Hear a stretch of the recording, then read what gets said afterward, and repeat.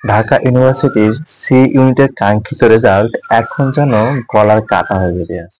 তোমরা অনেকেই বা সকলেই অবগত আছো যে তোমাদের একজন বন্ধু রোহান আল ফাহাদ নামে একজন শিক্ষার্থী যে এই ঢাকা ইউনিভার্সিটির সি ইউনিটের প্রশ্নের যে সমস্যা এই বিষয়টা নিয়ে আমাদের ঢাকা বিশ্ববিদ্যালয়ের ভিসি বরাবর একটা আবেদনপত্র জমা দিয়েছিল, কিন্তু সেই পত্রের কোনো ফিডব্যাক না পাওয়ায় তিনি এটা কিন্তু আদালতে রিট করেছে, যার কারণে আদালত ঢাকা ইউনিভার্সিটির সিইউনিটি রেজাল্ট 2 মাসের জন্য স্থগিত করে দিয়েছে। কারণ এখানে রোহান আল ফুয়াদ যে কথাটা বলেছে বা যুক্তিটা তিনি তুলে ধরেছে সেটা হলো 0.5 বা 0.25 এর জন্য যেখানে ঢাকা ইউনিভার্সিটির এক একটি মেরিট অনেক বেশি পিছিয়ে যায় বা পার্থক্য সৃষ্টি করে, সেখানে টোটাল সি ইউনিটের প্রশ্নে ভুল ছিল 7টি। তাহলে হিউজ মার্ক, যেটা আসলে কখনোই সঠিকভাবে ছাত্রদের জাস্টিফিকেশন করা পসিবল না বা সঠিকভাবে ইভ্যালুয়েশন করা সঠিক ছিল না।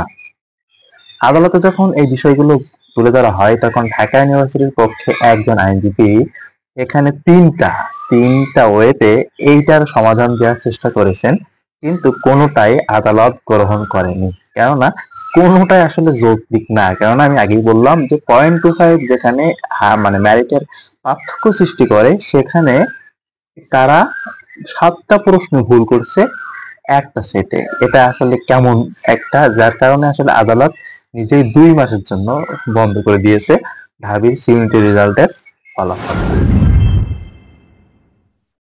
দেখো, অনেকে মনে করতেছে যে রেজাল্ট হয়ে গেলে তো হয়ে যায়, তো কিন্তু দেখো যদি রেজাল্টটা পাবলিশ হয়ে যেত কোনো রকম ভাবে, তাহলে যত আদালতে রিট করা হোক বা যা করা হোক না কেন, আর কখনোই তুমি তোমার মানে যদি কাঙ্ক্ষিত রেজাল্ট না হয় তো তুমি সাপোজ কি বলা হয় আশা করতেছিলা যে তোমার মার্ক হবে সাপোজ 90 কিন্তু পেয়ে গেছো 75, তখন কিন্তু তুমি বিপরীতে কিছু বলার ক্ষমতা রাখবে না।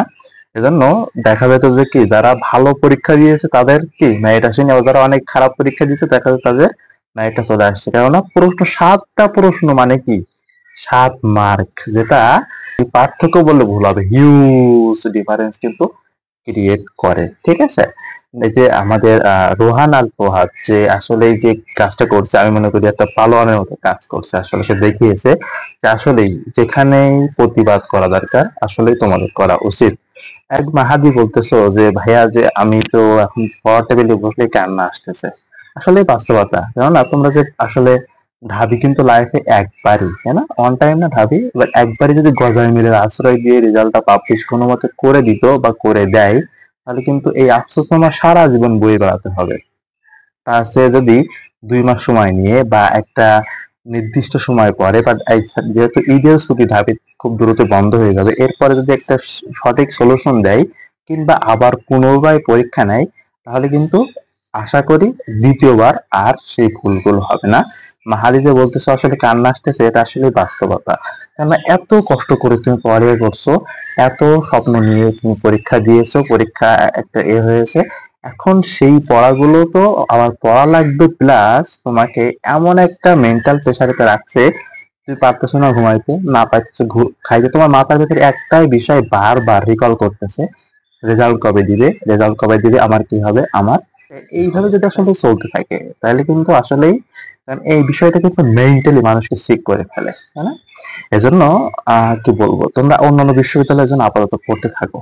আর সর্বশেষ ঢাবি যে সিদ্ধান্তটা জানিয়েছে, তারা খুব দ্রুতই 3 থেকে 4 দিন টাইম নিয়েছে, এর ভিতরে আবারও একটা সিন্ডিকেট কমিটি গঠন করার প্রতিশ্রুতি দিয়েছে, এবং তার ভিত্তিতে কি করা যায়, আসলে আসলে কি করলে শিক্ষার্থীদের জন্য ভালো হয়, পরীক্ষাকে আবার নিলে ভালো হয় নাকি কোনটা করলে আসলে ভালো হয় বা বেটার অপশন হয়, সেটা কিন্তু আইডেন্টিফাই করার জন্য এবার কিন্তু আর আগের মতো সিন্ডিকেটের নাম করে করতে পারতেছে না। যেহেতু আদালত 2 মাস স্থগিত করছে, এর ভিতরে যদি ভালো একটা কি বলা হয় ভালো একটা ওয়ে আদালতকে শো করতে পারে, তাহলে কিন্তু আদালত তখন কিন্তু অনুমতি দিবে। ঠিক আছে, আর আরেকবার পরীক্ষা নিচ্ছেন তাহলে পরীক্ষা নেন, ঠিক আছে। আর আশা করি যদি পরীক্ষাটা নেয়, কারণ 3-4 দিন হচ্ছে সময় নিছে, এর মধ্যে তো তারা তো বলবে যে আমরা এইটা করব, এই স্টেপটা আমরা অ্যাপ্লাই করব বা এইটা ফলো করব, তখন কিন্তু মানে কি বলা হয়, তখন তোমরা বুঝতে পারবে যে আসলে আমাদের পরীক্ষাটা কবে হবে। তার 3 থেকে 4 দিন কিন্তু আমাদের আরেকটু ধৈর্য ধরতে হবে, যদিও মেন্টাল প্রেশার অনেক বেশি থাকবে। আর আমরা আশা করতেছি ইনশাল্লাহ ভালো একটা, মানে যেহেতু আদালত দায়িত্বটা নিয়েছে, ভালো একটা কিছু হবে এবং ভালো একটা জাস্টিফিকেশন করার জন্য ভালো একটা মানে জাজমেন্ট আশা করি করা হবে তোমাদের প্রতি। আর যে বিষয়টা বলবো সেটা হলো, যেহেতু অন্যান্য বিশ্ববিদ্যালয়ে কিন্তু পরীক্ষা হয়ে যাবে, সুতরাং তোমরা এই দিকের কথা চিন্তা করে ওই দিকে যেন খারাপ করে ফেলো না, তাহলে কিন্তু দেখা যাবে যে দিন শেষে হয়তো আহ খারাপ কিছু ঘটে গেলে কিন্তু তখন কিছু করার থাকবে না বেসিক্যালি। এই জন্য এখন একটু এই বিষয়টা একটু মাথা থেকে ঝেড়ে ফেলার ট্রাই করো, জানি কষ্ট হবে, তারপর একটু ট্রাই করো, তারপরে ওই দিকে একটু ফোকাস দিয়ে রাজশাহী বিশ্ববিদ্যালয়ের পরীক্ষা যেটা এপ্রিলে, ওইটা একটু ফোকাস দাও যেন ওখানেও ভালো কিছু হয়, ঠিক আছে? আর ঢাবি যদি নেক্সট আরো একবার পরীক্ষা নিয়ে থাকে, তাহলে আশা করি তখন আর রেজাল্টের জন্য 1 মাস তোমাকে টাওয়াল দিতে পারবে না, কেননা এই যে গ্যাপটা তখন কিন্তু পুষিয়ে নেওয়ার জন্য দেখা যাবে যে স্যাররা খুব দ্রুতই পরীক্ষা নিলেই বা নেওয়ার পরপরই দেখা যাবে যে খুব দ্রুত রেজাল্ট আশা করি পাবলিশ করে দিবে। তাহলে 3 থেকে 4 দিন পরে যে আপডেটটা পাবো, তোমরা একটু কয়েকটা কি বলা হয় ওয়েবসাইট বা আমি বিশেষ করে ভিডিও তো আসলে বানানো একটু টাফ, তুমি আমার ইউটিউবের পোস্ট অপশন নামে একটা অপশন আছে, দেখবা যে ওখানে কিন্তু মাঝে মাঝে পোস্ট করি বিভিন্ন আপডেট, ওখানে একটু নজর রাখবা, তাহলে আমার জন্য ভালো হবে আর তোমাদের জন্য বিষয়টা ভালো হবে, ঠিক আছে? তাহলে আপাতত মন খারাপ না করে ঈদটা সুন্দরভাবে করো, তারপর রাজশাহী পরীক্ষাটা দাও এবং ঢাবি কি জানাই সেটা জানার ট্রাই করো, ঠিক আছে? তাহলে আজকে এই পর্যন্ত রাখতেছি। আহ সবার জন্য শুভকামনা রেখে বিদায় নিচ্ছি। আল্লাহ হাফেজ।